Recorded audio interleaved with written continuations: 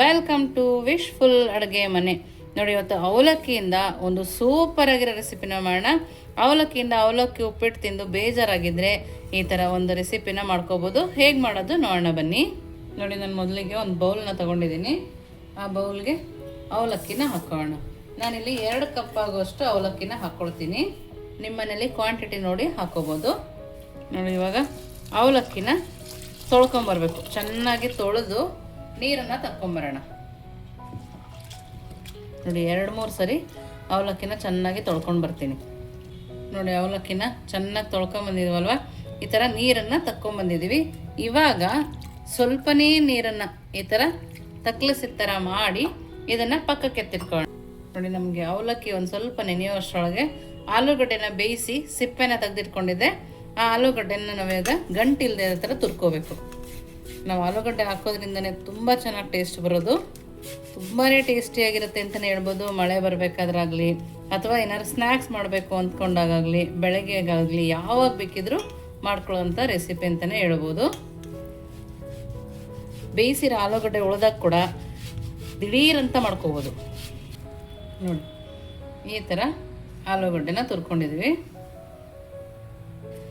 ಸಾಫ್ಟಾಗಿರಬೇಕು. ನೋಡಿ, ಇದನ್ನು ಇವಾಗ ನೋಡಿ ಆಲೂಗಡ್ಡೆನ ಪಕ್ಕಕ್ಕೆ ಇಟ್ಕೊಳ್ಳೋಣ. ನೋಡಿ, ಮಿಕ್ಸಿ ಜಾರಿಗೆ 1 ಬೌಲ್ ಆಗುವಷ್ಟು ಉಪ್ಪಿಟ್ಟಿನ ರವೆನ ಹಾಕ್ಕೊಳ್ತಾ ಇದ್ದೀನಿ. ಇವಾಗ ನಾವು ಮೀಡಿಯಮಾಗಿ ನೆನೆಸಿಟ್ಟಿದ್ವಲ್ಲ ಆ ಅವಲಕ್ಕಿ ಕೂಡ ನಾವು ಇದ್ರೊಳಗಡೆ ಸೇರಿಸ್ಕೊಳ್ಳೋಣ. ನೀರಿಲ್ದಲೇ ನಾವು ಇದನ್ನು ರುಬ್ಕೊಂಬರ್ಬೇಕು. ನೋಡಿ, ಇದನ್ನು ಸಣ್ಣದಾಗಿ ರುಬ್ಕೊಂಬರೋಣ. ನೋಡಿ, ಈ ಥರ ಮಿಕ್ಸ್ ಮಾಡ್ಕೊಂಬಂದರೆ ಸಾಕಾಗತ್ತೆ. ನೋಡಿ, ಈ ಥರ ಮಿಕ್ಸ್ ಮಾಡ್ಕೊಂಡಿರೋದನ್ನ ಇವಾಗ ನೋಡಿ ಆಲೂಗಡ್ಡೆ ತುರ್ಕೊಂಬಂದ್ವಲ್ಲ ಅದರೊಳಗಡೆ ಹಾಕೋಣ. ಮಿಕ್ಸಿ ಮಾಡ್ಕೊಬಂದಿರೋ ರವೆ ಮತ್ತು ಅವಲಕ್ಕಿನ ನೋಡಿ ಎಲ್ಲದನ್ನು ಸೇರಿಸ್ಕೊಂಡಿದ್ದೀನಿ. ನೋಡಿ, ಇವಾಗ ರುಚಿಗೆ ತಕ್ಕಷ್ಟು ಉಪ್ಪನ್ನು ಹಾಕೋಣ. ಹಾಗೆಯೇ ಮೊಸರು ಕೂಡ ಹಾಕ್ಕೊಳ್ತಾ ಇದ್ದೀನಿ. ನಾನಿಲ್ಲಿ ಸ್ವಲ್ಪ ಹುಳಿ ಮೊಸರನ್ನು ಹಾಕ್ಕೊಂಡಿದ್ದೀನಿ. ನೋಡಿ, ಮೊಸರು ಹಾಕಿದ್ಮೇಲೆ ಅದೇ ಬಟ್ಲಿಗೆ ಸ್ವಲ್ಪ ನೀರನ್ನು ಹಾಕ್ಕೊಳ್ತಾ ಇದ್ದೀನಿ. ನೋಡಿ, ಇದಕ್ಕೇ ಸ್ವಲ್ಪ ಕರಿಬೇವಿನ ಸೊಪ್ಪು, ಹಾಗೆಯೇ ಸಣ್ಣದಾಗಿ ಕಟ್ ಮಾಡಿರೋ ಕೊತ್ತಂಬರಿ ಸೊಪ್ಪು, ಹಾಗೆಯೇ ಹಸಿ ಮೆಣಸಿನ್ಕಾಯಿ ಸಣ್ಣದಾಗಿ ಕಟ್ ಮಾಡಿರೋದು, ಸ್ವಲ್ಪ ಶುಂಠಿ ಸಣ್ಣದಾಗಿ ಕಟ್ ಮಾಡಿರೋದು, ಹಾಗೆಯೇ ಈರುಳ್ಳಿ. ನೋಡಿ, ಇಷ್ಟನ್ನು ಹಾಕಿ ಚೆನ್ನಾಗಿ ಕಿವುರ್ತಾ ಕಲಿಸ್ಕೊಂಡ್ರೆ ತುಂಬ ಚೆನ್ನಾಗಿ ಬರುತ್ತೆ.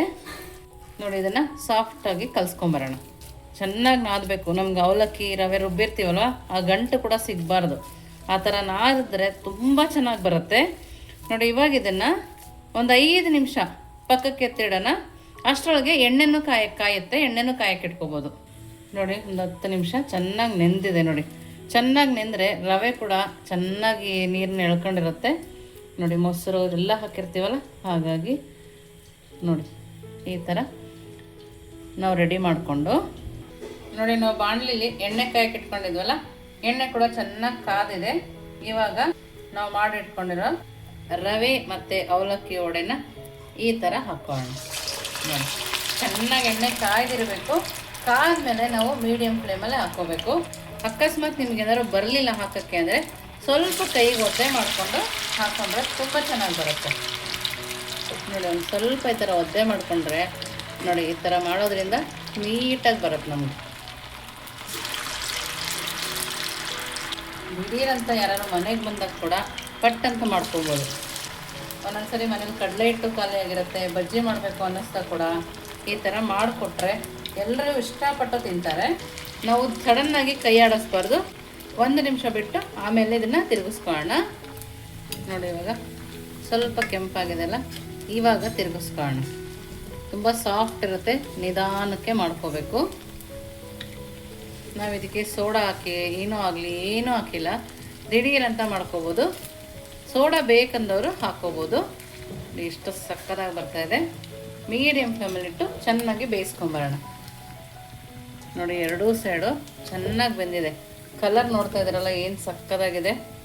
ನೋಡಿ, ಸೂಪರ್ ಕಲರ್ ಅಂತಲೇ ಹೇಳ್ಬೋದು. ಇದನ್ನು ಕೂಡ ತಕ್ಕೊಳ್ಳೋಣ. ನೋಡಿ, ಕ್ರಿಸ್ಪಿಯಾಗಿ ಕೂಡ ಬಂದಿದೆ. ನಾವು ಉದ್ದಿನಬೇಳೆ ನೆನೆಸಿಲ್ಲ ಅಂದಾಗ ದಿಢೀರಂತ ಇದನ್ನು ಮಾಡ್ಕೊಂಡ್ರೆ ಉದ್ದಿನಬೇಳೆ ಒಡೆ ಥರನೇ ಅನಿಸುತ್ತೆ. ಅಷ್ಟು ಚೆನ್ನಾಗಿರುತ್ತೆ. ನಾವೆಲ್ಲದನ್ನು ಅದೇ ಥರ ಮಾಡ್ಕೊಂಬರೋಣ. ನೋಡಿ, ಸೂಪರಾಗಿ ರೆಡಿಯಾಗಿದೆ.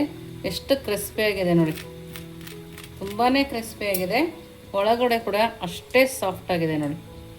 ನಮಗೆ ತಿಂದರೆ ಉದ್ದಿನೊಡೆನೂ ಬೇಕಾಗಲ್ಲ. ನಿಮಗೆ ಸಾಸ್ ಜೊತೆ ತಿನ್ನಬೇಕಂದ್ರೆ ಸಾಸ್ ಜೊತೆ ತಿನ್ಬೋದು, ಅಥವಾ ಚಟ್ನಿ ಬೇಕಂದರೆ ಚಟ್ನಿ ಜೊತೆ ಕೂಡ ಟೇಸ್ಟ್ ಮಾಡ್ಬೋದು. ನೋಡಿ, ನೆನೆಸಂಗಿಲ್ಲ ರುಬ್ಬಂಗಿಲ್ಲ ಅಂತ ಹೇಳ್ತಾರಲ್ಲ ಹಾಗೆ ತುಂಬಾ ಚೆನ್ನಾಗಿರುತ್ತೆ ನೋಡಿ. ತುಂಬ ಕ್ರಿಸ್ಪಿಯಾಗಿ ತುಂಬ ಚೆನ್ನಾಗಿದೆ. ಖಂಡಿತವಾಗ್ಲೂ ನೀವು ಒಂದ್ಸರಿ ಮನೇಲಿ ಮಾಡಿ ನೋಡಿ. ನೀವು ಒಂದ್ಸರಿ ಖಂಡಿತವಾಗ್ಲೂ ಮನೇಲಿ ಮಾಡಿ ಹೇಗೆ ಬಂತು ಅಂತ ವಿಶ್ಫುಲ್ ಅಡುಗೆ ಮನೆಗೆ ಕಮೆಂಟ್ ಮೂಲಕ ತಿಳಿಸೋದನ್ನು ಮರಿಬೇಡಿ. ನೀವಿನ್ನೂ ನಮ್ಮ ಚಾನಲ್ ಲೈಕ್ ಮಾಡಿದ್ರೆ ಲೈಕ್ ಮಾಡಿ, ಶೇರ್ ಮಾಡಿ, ಸಬ್ಸ್ಕ್ರೈಬ್ ಮಾಡಿ ವಿಶ್ಫುಲ್ ಅಡುಗೆ ಮನೆಗೆ. Thank you.